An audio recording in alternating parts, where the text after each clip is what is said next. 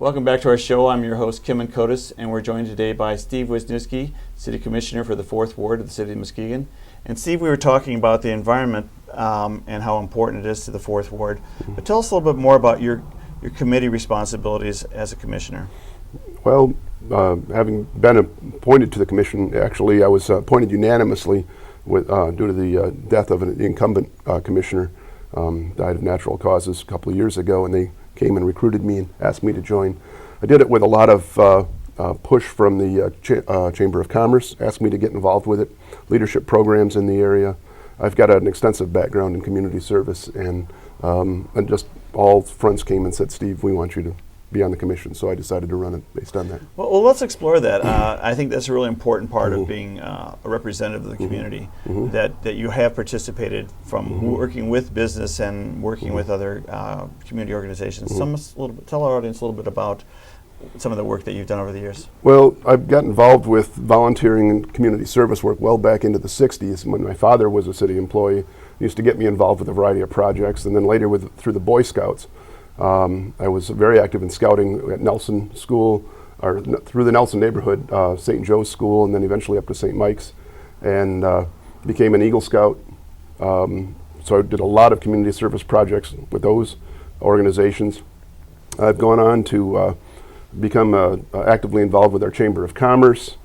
I got involved with Leadership Muskegon, eventually through them developed into Leadership West Michigan, helped organize a program called Leadership West Michigan, which is a 3-county-wide regional leadership program. Been involved with, I have 2 daughters, so I went through, was actively involved with Girl Scouts and went on to become the treasurer of the Scout Council for this area. Now that the Girl Scout councils have all merged, I've gone on and I've just recently been appointed to the executive board of the Gerald R. Ford Council of the Boy Scouts of America. I sat on the board of directors of the Hume Home up at Southern and Lakeshore Drive. Been on their board for 12 years, been actively involved with them, and just have found myself involved with a variety of organizations over the year that have helped been active in supporting the community and the environment, and I just feel very strongly about what a great asset Muskegon is to the state and the region, and I'd like to help in the leadership in that. That's terrific, and it's probably giving you a great rapport with people around the community in terms of looking at some of the challenges that we face as a county, as well as the city of Muskegon. Do you serve in any particular committee roles, or are you responsible for any committees within the City of Commission? I sit on the Zoning Board of Appeals, and there are a few other committees that I've been appointed to. However, because there hasn't been active business for them, I've yet to meet with them. I'm sure I will be involved with Citizens Resource Council and a few others, but so far the majority of my work with the city has been in the City Commission and dealing with those issues. Well, and you mentioned Leadership Muskegon, leadership councils, having done some outreach and work with the West Michigan Strategic Alliance. This West Michigan region has a lot to offer and a lot of new things emerging. Can you talk about some of those things on the horizon, or things that are developing that are unique and put Muskegon on the map? Yes, I think Leadership West Michigan is probably one of the great programs that we have in West Michigan, and that's a product of West Michigan Strategic Alliance, actually. As the Strategic Alliance came together and did all their research and produced their product, the Common Framework, they realized that our community leaders didn't understand what West Michigan was as a region and the regional impact of it. So about 7 years ago, Commissioner Wieringo and I were asked by a group of community leaders to get involved with creating a regional leadership program to do that. The interesting thing is we kick it off every fall with a 2-day bus tour of the region. We take 35 community leaders from 10 from Kent counties, 10 from Ottawa County, and 10 from Muskegon County, put them on a bus and do a 2-day bus tour. And I'm absolutely amazed at the number of people that we bring on this trip that have never been to see what Muskegon is about. It has had quite a reputation as a dirty foundry town.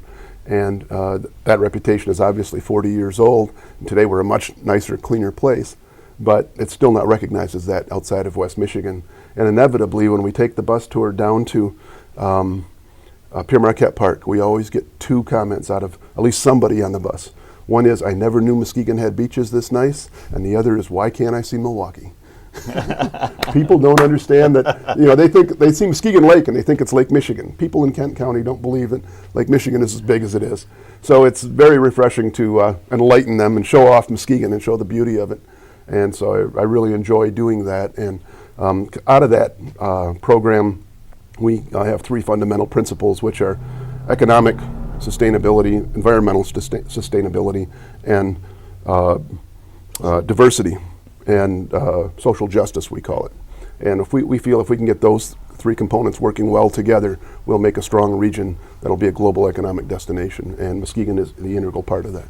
Well, we here at Digital Spectrum Channel 97, we really feel it's our role as well to help to showcase what's going on, not only in the city of Muskegon, but in the region as a whole, because we are a vital part of this country, and we're believers that we are a big part of our future. So I think that programs like Simply Muskegon and some of the other things that we've tried to feature on West Michigan Business, that we try and show that there are choices. There's great examples of success stories here, and there's ways that people can get involved in their community to help make it a success. Too often we tend to think that the business is going to, the past models are, if the business does it, then there will be a trickle-down effect. But it really takes people coming together from diverse interests to try and make a community. And we really have a grassroots initiative in this town. All throughout the entire city, everybody gets involved and has their own passions. Probably the 4th Ward the most as it comes to protecting the environment with Save Our Shoreline from many years ago, and the efforts of the folks in Lakeside, especially as they're surrounding this, embracing this issue right now of recycling.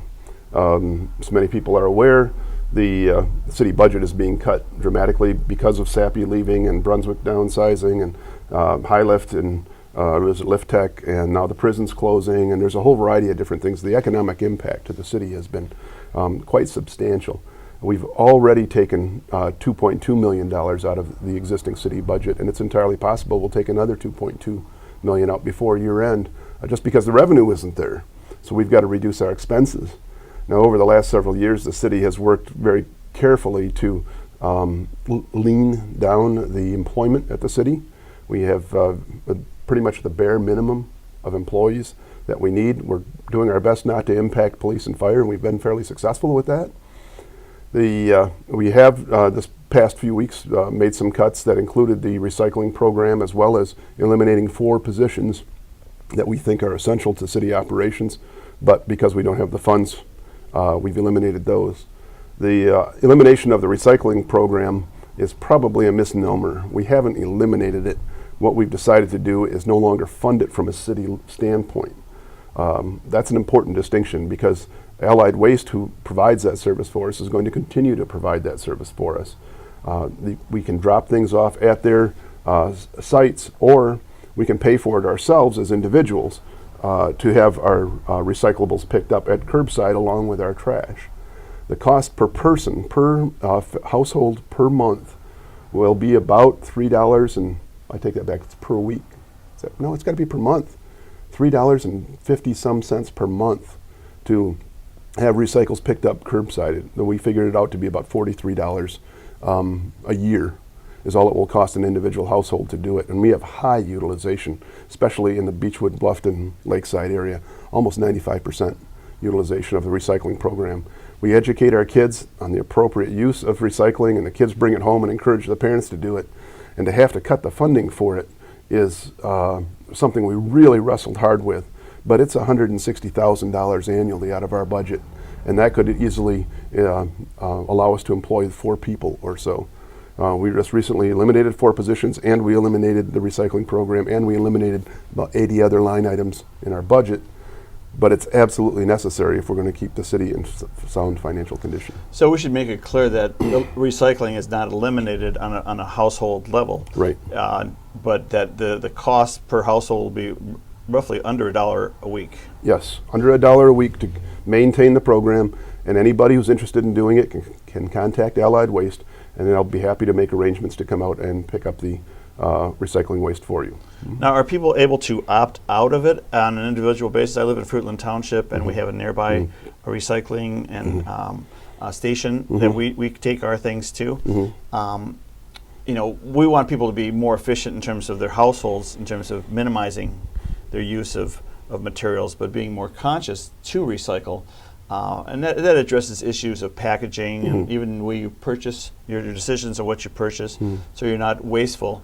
But it really becomes a serious issue in terms of the waste load for the county dump site or the city. Well, it's a county dump site. County dump site, correct. As we reduce our waste load, be conscious about what you buy and keep it in circulation. I know that a lot of the grocery stores and liquor stores and gas stations will take bottles and that are deposit are refundable. But there's so many things that we do in terms of what we purchase. We need to be more efficient on a household level without thinking that the city or somebody else is going to deal with it. Right. What about the issue of apartments? I know there's not a lot of apartments in Muskegon, but we do have apartment issues and maybe larger centers where they may not separate recyclables as well. Are we making efforts to try and address that? Apartment housing in Muskegon, there is a fair amount of it, and there are a fair amount of rental properties as well. A significant portion of those occupants, residents, are families with young children who learn about recycling in school. So they bring that home to the parents, and that's a very strong way of getting recycling in those complexes. There needs to be an emphasis for more of it. We can always use more recycling, and we encourage that. Then there are some complexes that cater to senior citizens or specific demographics of the community. All of those apartment complexes could benefit from recycling along with the entire community. So we encourage that at all levels throughout the community. Well, let's talk about some fundamental issues that affect the city of Muskegon and its operations. Can you talk a little bit about the state tax revenue sharing and how the city of Muskegon benefits from that? Or, I mean, Michigan's been in the worst unemployment in the nation for over 6 years, and increasingly we're still struggling. How is that affecting the bottom line for cities like Muskegon? That's affecting us in a huge way in Muskegon. We all pay our taxes. We pay federal taxes, state taxes, and city taxes. The city taxes that we pay, the income and property taxes, provide about half of our annual budget in the city of Muskegon. A significant portion of it comes from what's called state revenue sharing, the money we pay in state taxes that comes back to the local communities. And for the last 3 years or so, the state has not been returning as much money as they have historically or as they've been collecting back to our local communities. That has resulted in a shortfall of millions of dollars to the city of Muskegon's budget. And it's our tax dollars being spent. They're going to Lansing. Many of those dollars are being sent to the east side of the state or being used for debt reduction based on decisions that have been made in Lansing. But we're not getting that money back to Muskegon, at least not our proportionate share of it that we should be, in order to manage our budget the way we need to. That shortfall of state revenue, the money that we pay into the state government, isn't coming back to us in a proportional manner, and we encourage all the residents of the city of Muskegon to contact their state legislators and ask them to return the revenue back to the Muskegon area so that we can use it to meet our needs and grow our community.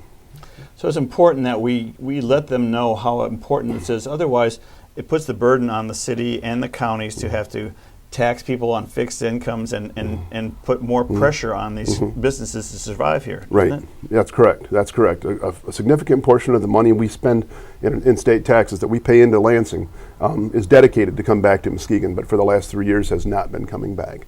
And that is the obstacle that's one of the most significant obstacles to our budget woes in Muskegon, is the fact that the state promised to send this money here and then is elected not to. We've built plans based on having that revenue, and now we can't implement those plans. Plus, when we don't have that revenue to rely on for those projects and we have to put our own money into those projects, it takes away from everything else that we have to do. So we're really in crisis mode at City Hall. It's not as dire as some people make it out to be, but it's significant. When we're starting to cut things like the recycling program, the financing for it, that's a significant impact on the community. So we're not running a deficit, but we're having to deal with serious cutbacks in terms of the operations that the city really feels its priority. Yeah, it's interesting. Last year, the state reported that Muskegon was the second of the top 3 states for financial condition. We were in great financial condition last year. We had our pensions fully funded. We had our budgets in place. We were managing our money well. We were staffed properly. We were doing all the things we needed to do, and were very prudent and wise in how we managed our money. And by all measures, we were in the second best financial condition of any community in the state of Michigan. And this year we're knocking about 25% out of our budget because of revenue shortfalls. And that just doesn't happen overnight. It happens because businesses fail, businesses close, taxpayers get laid off, our citizens of our community get laid off and don't have the money to pay the taxes, and because we don't get the money from the state that we need to operate. So I really appreciate your commitment to trying to make sure that we have a stable community here, and that we are getting our share of revenue, because people are duly trying to be responsible. But we want to thank you very much, Steve, for joining us, and hopefully in the future we'll have you on again. And we'd like to thank you for joining us, and stay with us, and we hope you come in and visit and do business here in the city of Muskegon.